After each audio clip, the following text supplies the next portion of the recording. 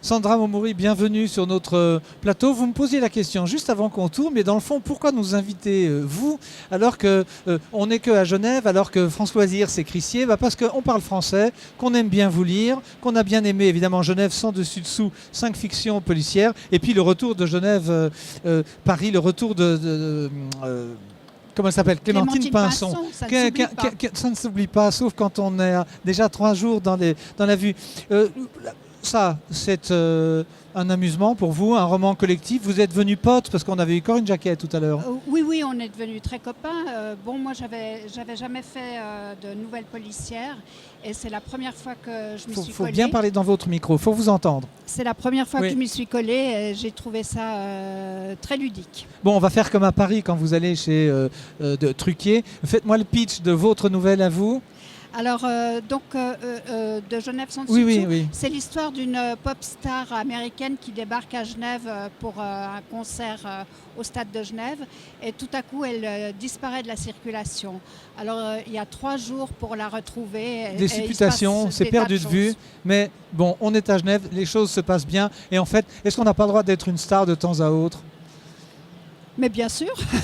Bon, Clémentine Pinson, elle revient. La chose qui marque, c'est que elle s'est un peu arrondie. Quel tact vous faites dire le temps a passé. C'est une loi obligatoire qu'elle se soit arrondie ou c'était un petit clin d'œil comme ça? Elle s'est arrondie?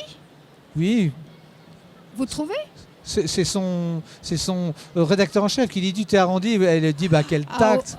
Oui, d'accord, mais ça c'est... Mais comme quand on fait un régime, on dit oh là là, quelle mine tu as, etc. On connaît ces choses-là. Voilà, tout à fait. Alors bon, elle a peut-être un petit peu forcé sur les sucreries, allez savoir, et puis elle rentrait pas dans son tailleur ce jour-là.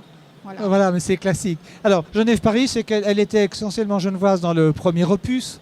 Et puis là, Paris, c'est la ville française qui parle français. Alors bon, ce qui s'est passé, c'est que le premier bouquin avec Clémentine Pinson gravitait autour de Genève. Et puis là, il a fallu quand même qu'elle se déplace un petit peu. Donc, elle aurait pu aller à Zurich? Non, elle est partie à Paris, parce qu'elle est tombée amoureuse à Paris. Et donc, elle a demandé à son rédacteur en chef de la muter à Paris. Oui. Ce qu'il a accepté pour autant qu'elle ne fasse que du people. Donc voilà, elle a accepté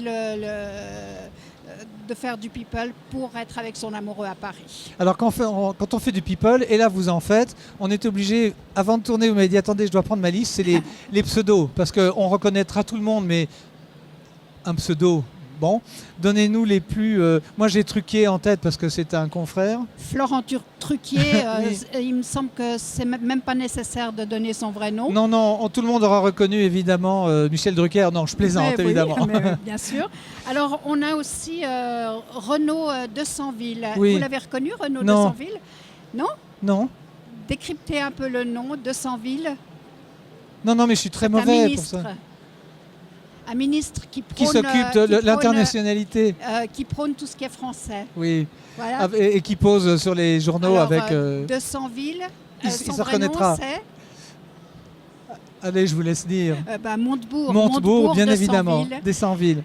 On a aussi Gilles Garamone. Alors lui, il est genevois, c'est le maire de Genève. C'est celui que j'ai appelé Gilles Garamone. Je ne sais pas si vous arrivez à le décrypter. Non, parce qu'ils changent, ils sont maires qu'une année. J'ai pas dit que c'était le maire actuel. C'est un maire, mais il est dans la politique. Lui, il sait.